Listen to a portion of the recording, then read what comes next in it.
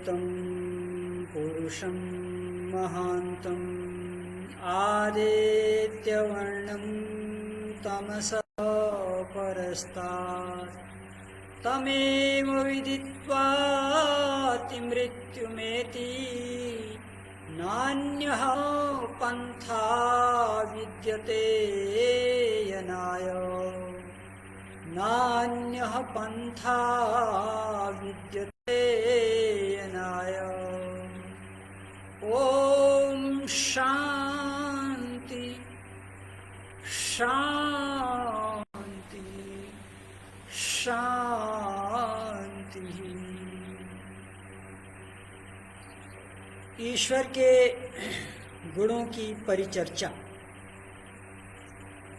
ईश्वर के गुणों की चर्चा करने से हमारा ईश्वर के प्रति प्रेम बढ़ता है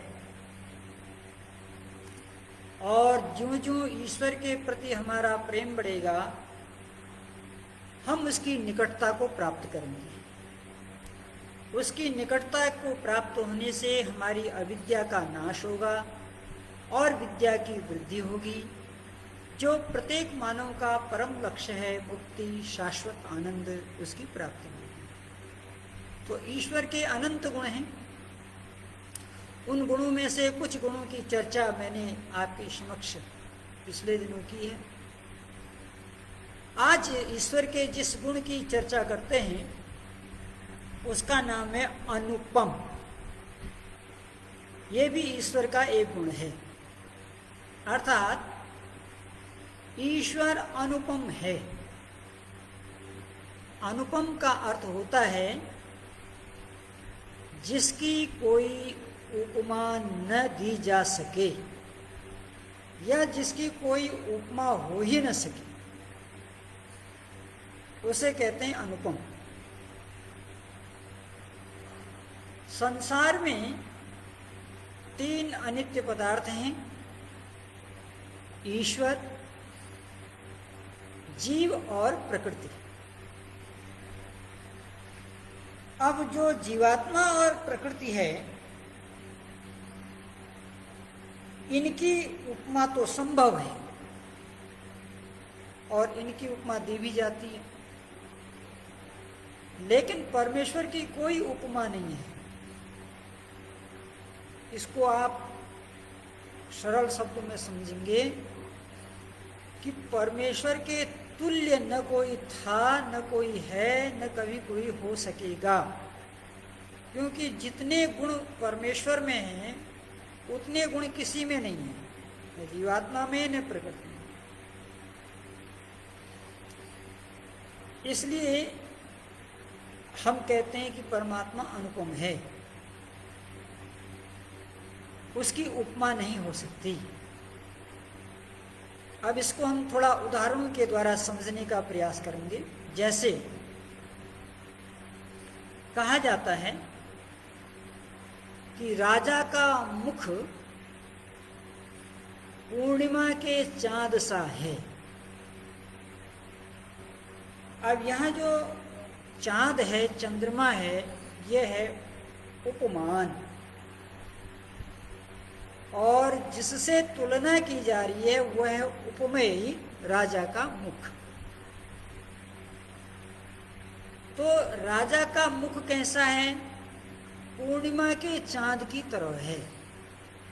तो जो उपमा होती है वो हमेशा उत्कृष्ट होनी चाहिए। तो राजा से चंद्रमा ज्यादा उत्कृष्ट है पूर्णिमा का,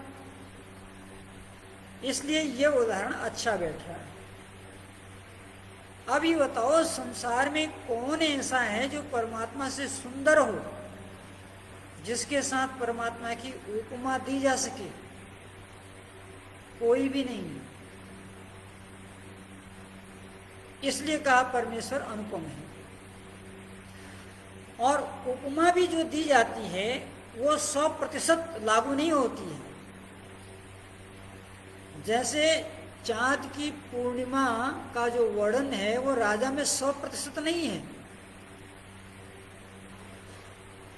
क्यों? क्योंकि चंद्रमा एक उपग्रह है राजा पंच तत्वों से बना हुआ एक शरीर युक्त आत्मा है।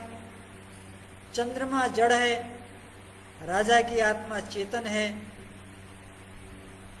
राजा धरती पर है, चंद्रमा धरती से काफी ऊंचाई पर है। इसलिए 100% तुलना तो कहीं भी नहीं हो सकती। अब चंद्रमा के अंदर जो शीतलता है, जो सौम्यता है, वह गुण राजा के अंदर देखा गया। इसलिए लोकोक्ति बन गई कि अमुक राजा का मुख पूर्णिमा के चांद की तरह है। इसे कहते हैं उपमा। अब परमात्मा के साथ ऐसी कोई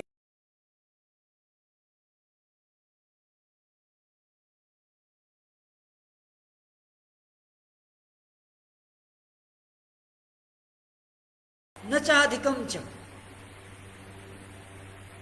कि उस परमात्मा के कोई समान नहीं है और न कोई उससे अधिक है। इस ब्रह्मांड में न तो परमात्मा के कोई तुल्य है और न कोई उससे अधिक है। तुल्य भी नहीं है, अधिक भी नहीं है। जब कोई परमात्मा के तुल्य भी नहीं है, बराबर भी नहीं है और अधिक भी नहीं है, तो परमात्मा की उपमा कैसे दी जा सके। इसलिए वेद भगवान ने कहा कि ईश्वर अनुपम है।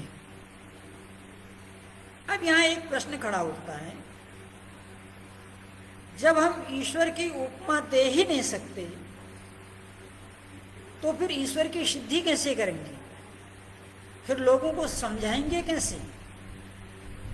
तो इसका समाधान भी परमात्मा ने वेद के अंदर दिया। क्या दिया कि ये तो निश्चित है कि परमात्मा की उपमा किसी से नहीं की जा सकती, क्योंकि न तो कोई उसके तुल्य है, न कोई उसके बराबर है और न कोई उससे अधिक है। हाँ, हीन उपमा दी जा सकती है। परमात्मा से जो परमात्मा के को समझाने के लिए, बताने के लिए हीन उपमाओं का सहारा लिया जा सकता है, क्योंकि तुल्य तो कोई है ही नहीं उसके, अधिक भी कोई नहीं उससे है।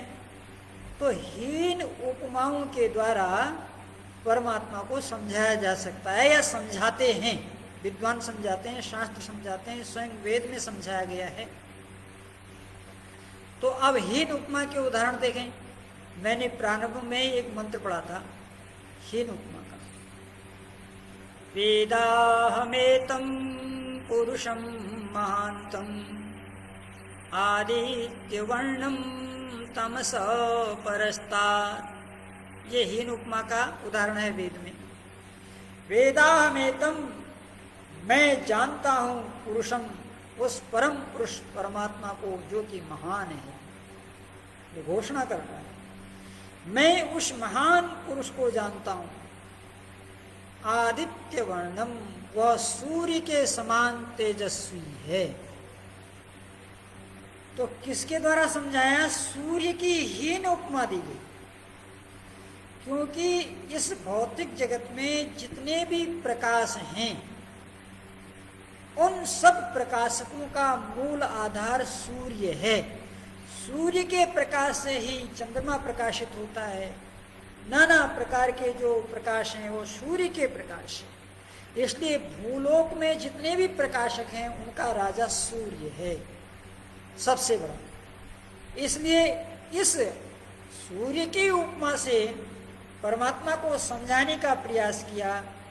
जब जिज्ञासु ने पूछा आखिर कैसा है परमात्मा, तो उन्होंने कहा कि मैं जानता हूं उस महान परम पुरुष परमेश्वर को, आदित्य वर्ण, वह सूर्य के समान तेजस्वी है। अब ये ध्यान देना, यहाँ जो सूर्य के समान प्रकाश और तेजस्वी शब्द है, ये परमात्मा के लिए इस शब्द का अर्थ ज्ञान के रूप में लिया जाएगा, यानी परमात्मा ज्ञानवान है। जबकि सूर्य और परमात्मा की कोई तुलना नहीं। सूर्य सर्वव्यापक नहीं है। सूर्य एक ग्रह है जो पृथ्वी से 13 लाख गुना बड़ा है। एक तारा है सूर्य जो पृथ्वी से 13 लाख गुना बड़ा है और 15 करोड़ किलोमीटर की दूरी पर है। और परमात्मा सर्वत्र है। तो सूर्य और परमात्मा की तुलना कैसे हो सकती है? दूसरी बात, सूर्य जड़ है, परमात्मा चेतन है। तीसरी बात, सूर्य के अंदर जो प्रकाश की क्षमता है वो परमात्मा ने दी है। सूर्य का निर्माता परमात्मा है। सूर्य को परमात्मा ने बनाया।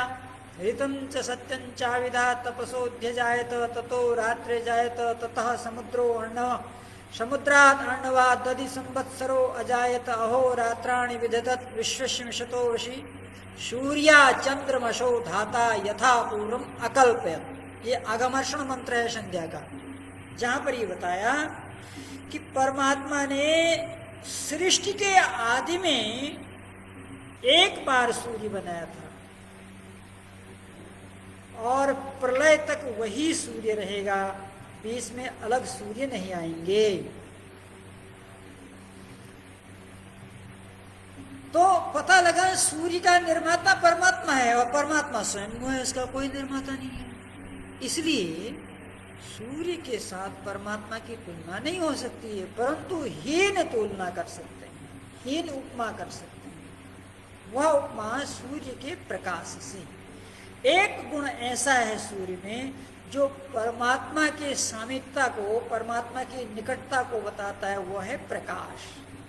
सूर्य भी प्रकाशमान है और परमेश्वर भी प्रकाशमान है। अब यहाँ एक अंतर देखने का प्रयास कीजिएगा कि जैसा प्रकाश सूर्य में है वैसा प्रकाश परमात्मा में नहीं है।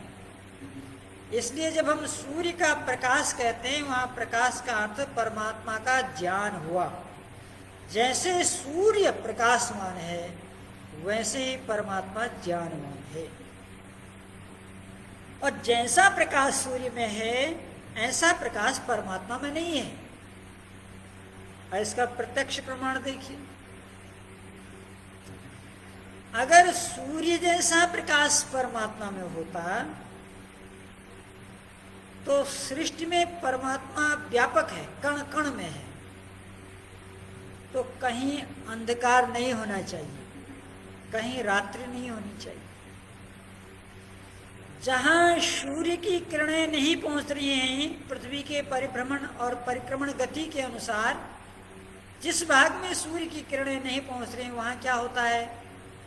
अंधकार होता है, अंधेरा होता है। लेकिन क्या वहां परमात्मा नहीं है? परमात्मा है। तो फिर परमात्मा जब वहां है तो फिर प्रकाश क्यों नहीं हो रहा है? क्योंकि परमात्मा का प्रकाश सूर्य जैसा प्रकाश नहीं है। परमात्मा में जो प्रकाश है वो ज्ञान का प्रकाश है, वो विद्या का प्रकाश है प्रकाश। इसलिए हीन उपमा के द्वारा बताया गया कि जैसे सूर्य सबसे अधिक प्रकाशवान है ऐ मनुष्यों, ऐसे ही परमात्मा सबसे अधिक ज्ञानवान है। ईश्वर से अधिक ज्ञानवान कोई भी नहीं है। ये इसका तात्पर्य। उदाहरण को फिर आप समझिए। कभी कभी उदाहरण जो होते हैं वो प्रसिद्ध उदाहरण भी दिए जाते हैं।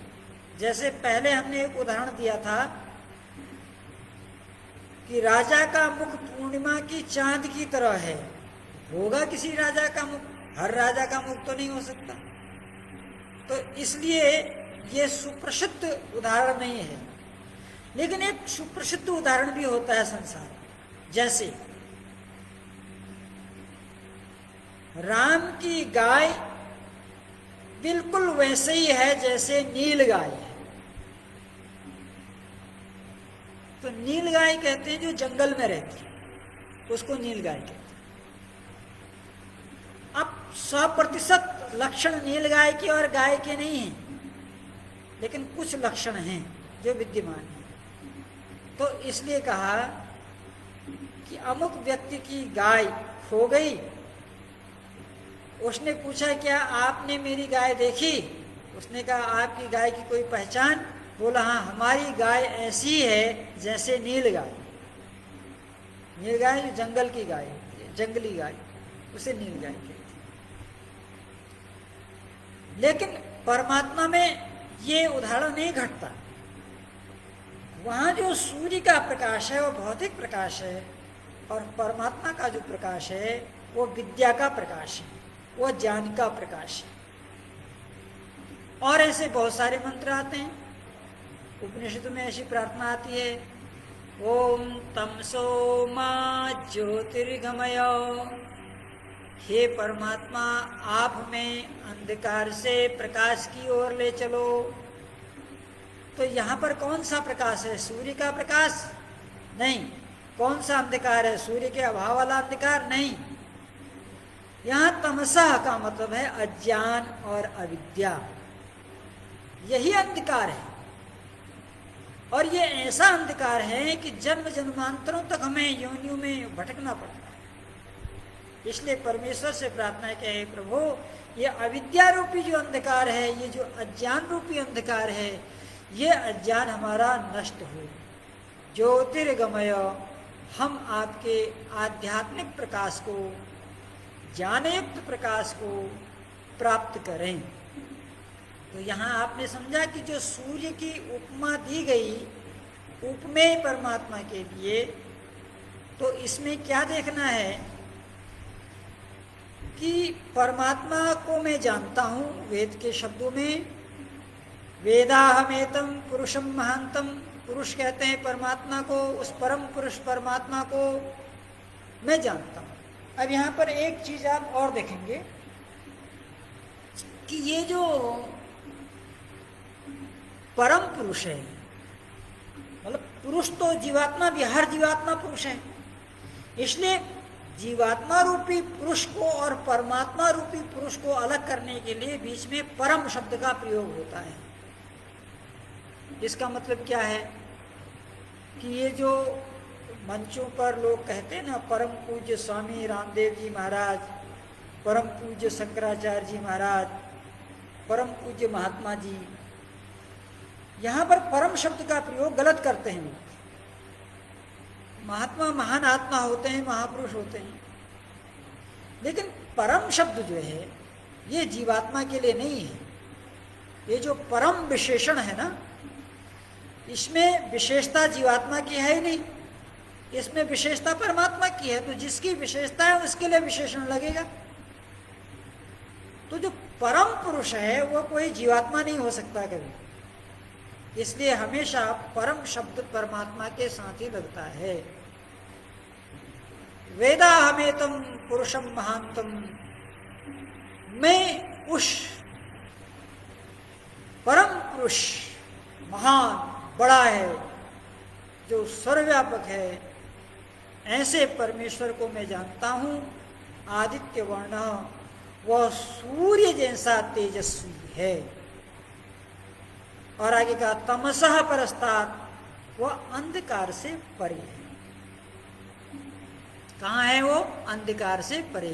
तो अंधकार का मतलब यहाँ अविद्या, सूर्य के प्रकाश का मतलब यहाँ ज्ञान, वेद का प्रकाश, ज्ञान का प्रकाश, ईश्वरी प्रकाश, भौतिक प्रकाश। तो वो परमपिता परमात्मा प्रकाश स्वरूप है। सूर्य की उपमा दी गई। ऐसी एक उपमा और दी जाती है, ओम खम ब्रह्मा। ये भी हीन उपमा है परमात्मा की। जितनी भी उपमाएं आप परमात्मा को देंगे वो सब हीन ही उपमा होंगी, क्योंकि न तो कोई परमात्मा के तुल्य है और न कोई परमात्मा के बराबर है। तो अनुपम है परमात्मा, इसलिए उसके लिए कहा ओम खम ब्रह्म। हे मनुष्य, वह परमात्मा, खम कहते हैं आकाश को, ब्रह्म बड़ा है, आकाश की तरह बड़ा है। अब यहाँ क्या समझेंगे आप? यहाँ ये समझना है आपको कि जिस प्रकार से आकाश का कोई और छोर नहीं दिखाई दे रहा है, जिधर देखेंगे आकाश ही आकाश नजर आएगा, जहां तक भी आपकी दृष्टि पहुंचे आकाश ही आकाश, अनंत आकाश। इसी तरह से परमात्मा का साम्राज्य भी अनंत है। तो क्या आकाश की उपमा परमात्मा के लिए श्रेष्ठ उपमा है या तुल्य उपमा है? कहते नहीं। अब देखो, बहुत लोग ऐसा भी प्रश्न करते हैं कि जब आकाश व्यापक है और परमात्मा भी व्यापक है, तो क्यों नहीं आकाश को ही परमात्मा कहा जाए? और ऐसे सिद्धांतों से कई मत भी चलते हैं। आपने एक मत सुना होगा, संत निरंकारी मिशन का नाम आपने सुना होगा।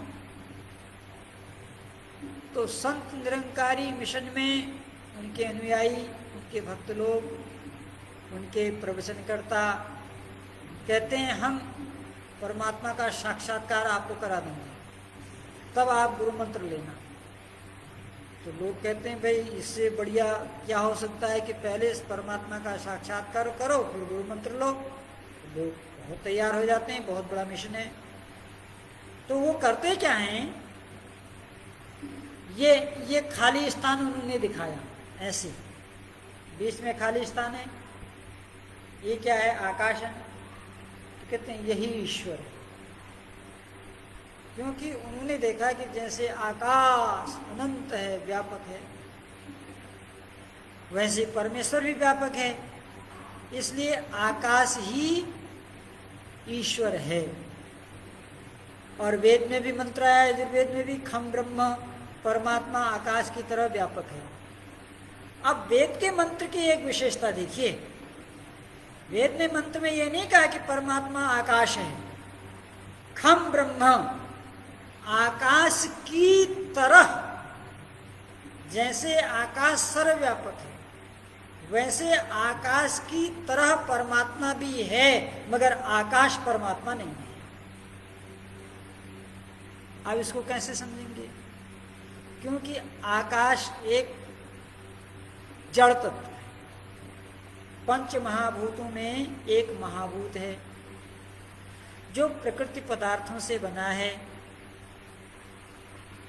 प्रकृति के मूल पदार्थ हैं सत, रज और तम। उन्हीं मूल पदार्थों में परमात्मा अपनी ईक्षण गति करता है।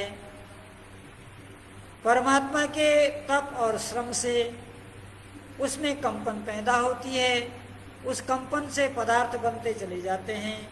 उन्हीं में से एक पदार्थ है आकाश, जो जड़ पदार्थ है।